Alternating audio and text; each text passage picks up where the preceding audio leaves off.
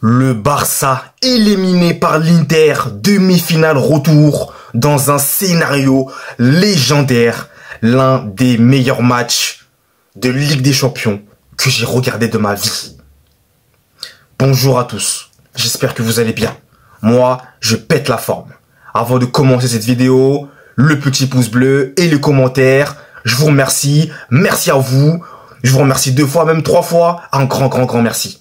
Bien, maintenant, assez parlé, on va débriefer ce match historique. Déjà, avant de dire le score final, je tiens à remercier les 22 acteurs, plus le stade, les supporters, les 2 coachs, tout le monde, l'effectif même. Je tiens à remercier ces 2 clubs qui nous ont offert un spectacle magnifique, qui restera à jamais gravé dans les annales. Ce match-là, on en reparlera encore dans 20 ans, 30 ans, 40 ans. Score final, Inter Milan, FC Barcelone, demi-finale retour, 4-3 au bout des prolongations. Victoire de l'Inter de Milan qui élimine le Barça et file pour la 2e fois en 2 ans en finale de la Ligue des Champions. Waouh! Mais il y a tellement de choses à dire que je vais essayer d'aller dans l'ordre. Déjà, première chose, première mi-temps, le Barça qui est bien pressé par l'Inter. Le Barça qui a une petite séquence de possession et ensuite, ils disparaissent. Le Barça est dominé et foudroyé. L'Inter, dans le jeu, foudroie le Barça. L'Inter a le ballon, l'Inter fait ce qu'il veut. Et là, vraiment, je n'ai pas compris ce qui s'est passé. Au milieu de terrain, là, je n'ai pas compris comment les joueurs de l'Inter passaient facilement, tranquillement. Ce qui fait que l'Inter va marquer, et ça sera mérité, l'Inter va marquer. Lautaro Martinez, toujours lui, qui marque, ça fait 1-0. Et il me semble même que le passeur décisif, ce soit Dumfries. Dumfries, encore une fois, très gros match. Double buteur au match aller, et là, je crois qu'il a délivré 2 passes décisives. Dumfries, gros match.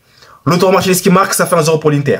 Ensuite, quelques instants plus tard, 2-0 pour l'Inter.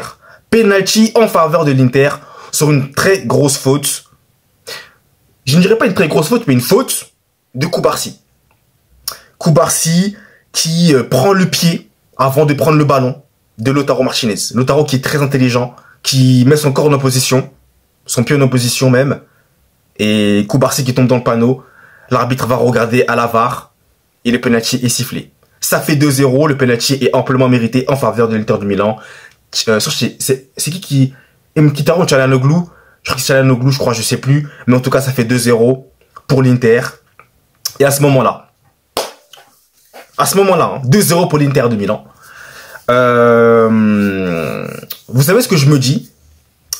C'est que le Barça va remonter. Le scénario qu'on connaît habituellement va se reproduire. Comme d'habitude. Écoutez Barcelone. Moi, j'ai quand même été déçu de pas mal de joueurs, surtout en première mi-temps. Rafinha, pour moi, il a été inexistant. On l'a quasiment pas vu dans cette rencontre. Dans le jeu, il a pas trop bien fait ce qu'il pouvait faire. C'était très compliqué pour lui. Dani Olmo, qui est fautif, il me semble, sur le premier but, je crois, ou le 2e but, je sais plus. Dani Olmo, pas très bon match de sa part. Cubarsí, fautif sur le but de le 2e but de l'Inter de Milan. Il n'y a pas eu énormément de gros joueurs en même temps qui ont sorti la tête de l'eau. Même Pedri, c'était un peu compliqué, mais ça allait encore. Ferran Torres qui a raté quand même des occasions, surtout en première mi-temps.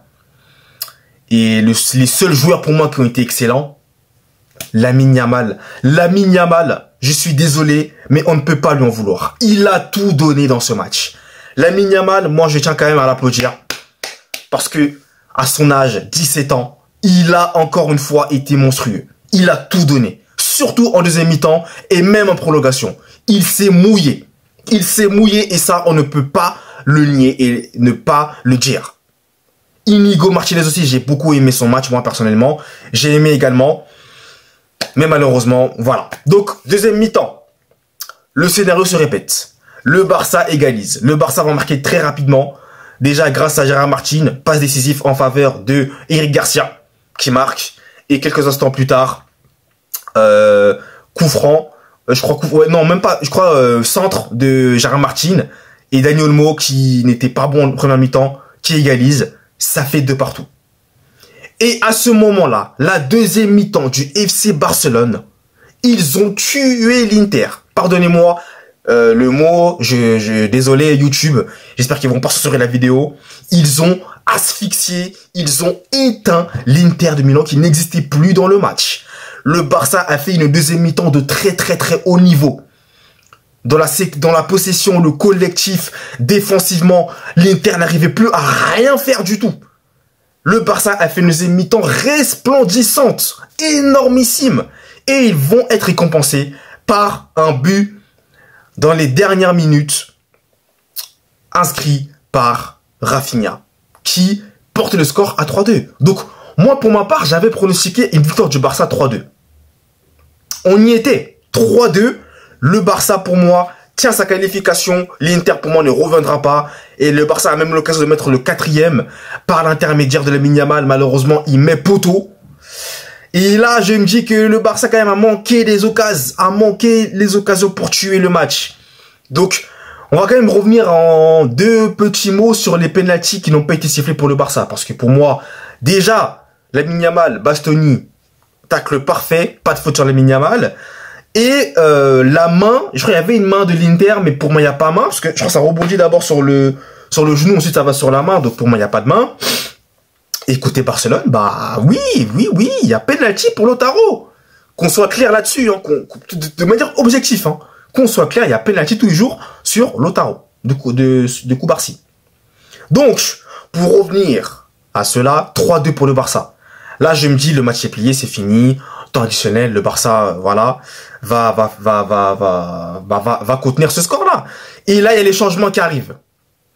Les changements de Hansi Flick qui arrivent. Les changements, pour moi, n'ont pas été bons. Araujo qui remplace Inigo. Je crois que les changements arrivaient même... Alors, je ne sais pas s'ils sont arrivés avant ou après, je sais plus. Le 3-2, je sais plus exactement. Mais Inigo qui sort. Daniel Olmo qui sort. Fermin Lopez qui rentre. Lewandowski qui rentre. Varane qui sort. Et Araujo qui rentre. Et côté Inter, Fratesi, je crois qu'il rentre. Et je vais vous dire clairement, les changements de l'Inter, les remplaçants de l'Inter ont été plus forts que les remplaçants du Barça. Araujo qui rentre, pour moi, entrée immonde, inadmissible de Araujo.